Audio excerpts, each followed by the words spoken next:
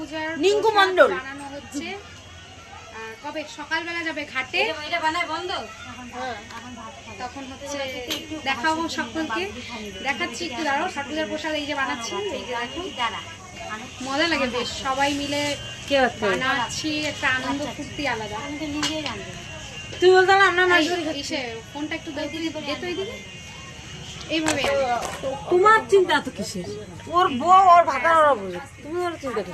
এই যে হচ্ছে প্রসাদ বানানো হচ্ছে, এখানে রাখলাম একটু। এই দেখো এটা হচ্ছে স্টার আছে, এই যে ঠেকুয়া বৌমাকে দেখো, দাঁড়াও আর ঠেকুয়াগুলো দেখাবো। কিসের? ও হ্যাঁ, মিষ্টি তো খাওয়াবোই অবশ্যই। মিষ্টি বলা না প্যাকেট।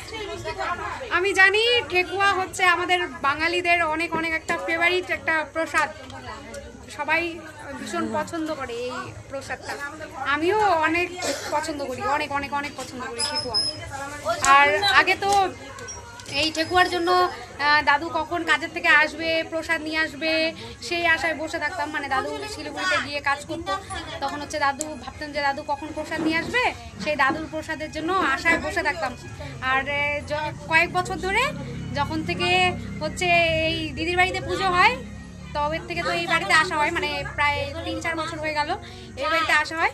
তো এখন তো আর প্রসাদ নিয়ে কোনো টেনশনই নেই, এখন তো নিজে হাতে আরও তৈরি হচ্ছে, বানানো হচ্ছে, এখন আর প্রসাদ নিয়ে টেনশন নেই।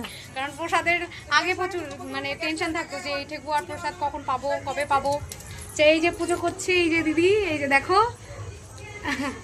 তো দেখাচ্ছি, দাঁড়াও প্রসাদ যাও যাও যাও যাও, ক্যামেরাটা অন ও পিছন করে দেখাচ্ছি প্রসাদ। দাঁড়াও